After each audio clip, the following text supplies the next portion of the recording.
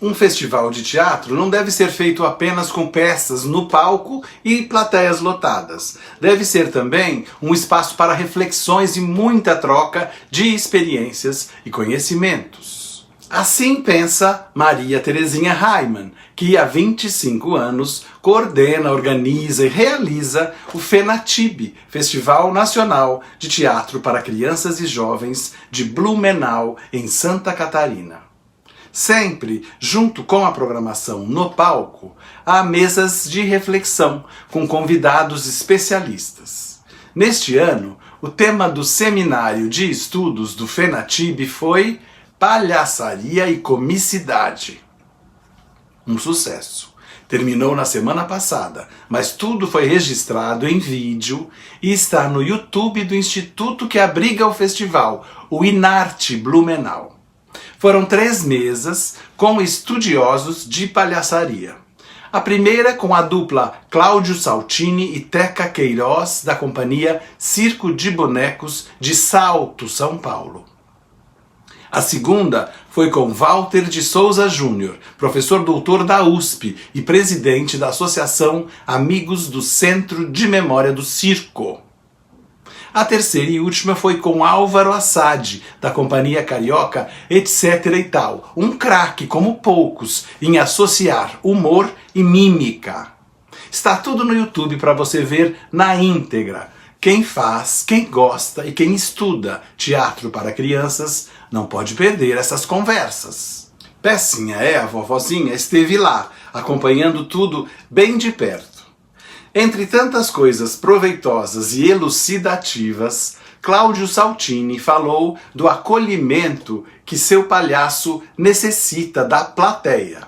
O clown que eu acho que eu tenho, ele é muito fofinho, ele é muito inocente, ele é bobinho, assim.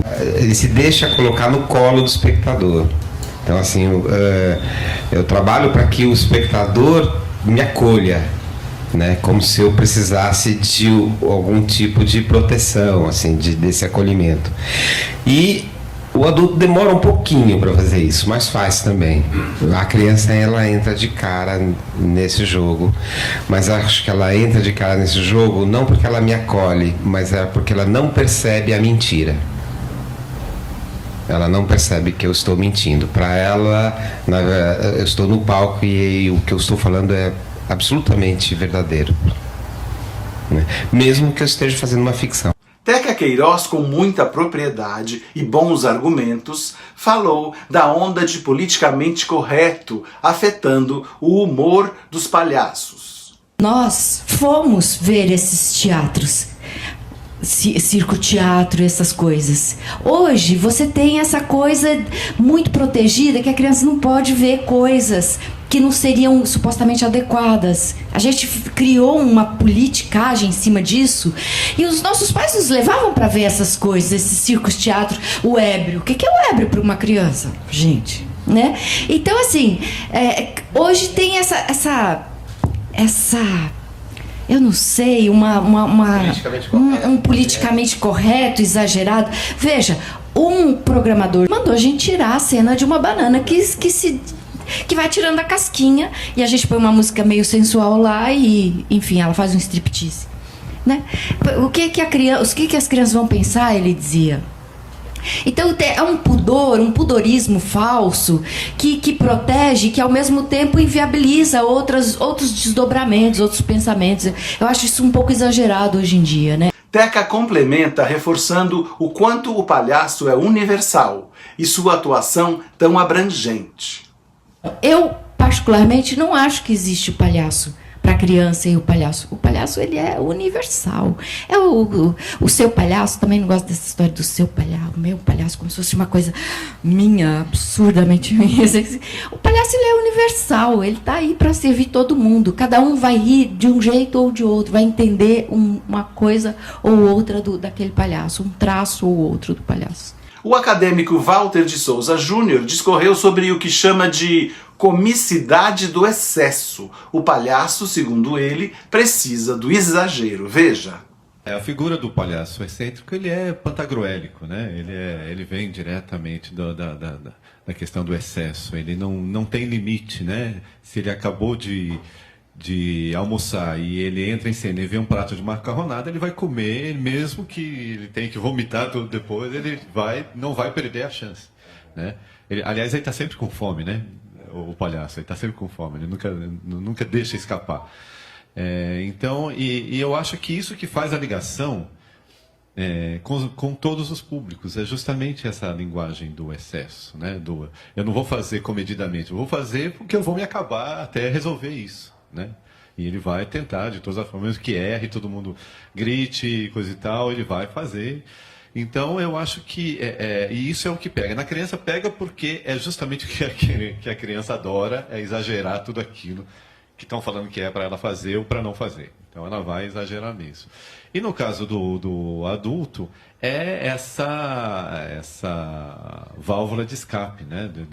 Eu vou poder viver esse excesso no outro, né? Na encenação do palhaço.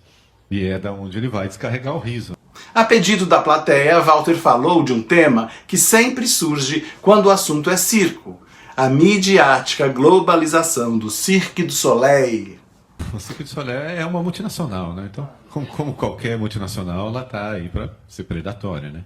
E faz exatamente isso. Os maiores talentos brasileiros vão para o circo e depois, quando eles voltam, eles tentam fazer o tipo de espetáculo que não vão conseguir nunca, porque não existe aqui no Brasil condições para fazer um espetáculo como eles fazem.